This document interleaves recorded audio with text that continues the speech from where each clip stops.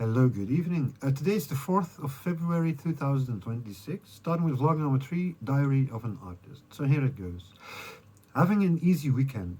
I went out to Amsterdam for a weekly meeting with a good friend of mine on the Friday. Having dinner fast. A hamburger this time, with some fries and a banana shake. It was okay. A good 7 in my opinion. A bit expensive though. On Saturday I went out to see another good friend of mine for a game of chess at his place. We talked big time while enjoying some red wine. I really enjoyed myself. The hours flew away, listening to his great LP collection. Many great bands passed by, like Crosby, Stills and Nash, The Kings, Bob Dylan, The Beatles and the Woodstock album. The first two games I won. The first game even without taking a single piece. I was very optimistic actually. Then I lost the rest of the evening, unfortunately. They were great games though. Around 2 a.m. I cycled back home again in a heavy fog. Upcoming week I will go to the gym and my art space. Looking forward to that. I haven't been there a lot actually in the new year. In between I listened to the first part from an audio book called The Three Body Problems. The narrator has a great voice and because of that it is a great listen. A good 15 hours in total. I started with an intro about communist China, and I must say I'm very curious of the rest of this novel because it's supposed to be a sci-fi story. Some days later, I watched a movie from The Avenger. Yesterday evening, I watched some episodes from the last season from Rick and Morty as well. Pretty dark. I did like them though.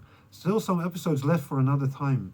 Finishing the evening with The Pursuit of Happiness with Will Smith and his son in it. Pretty depressing actually, but a good drama nonetheless, based upon a true story. I had an orange afterwards before going to bed. In between, I had a chat with my therapist. It was about increasing one of my antipsychotic medicines.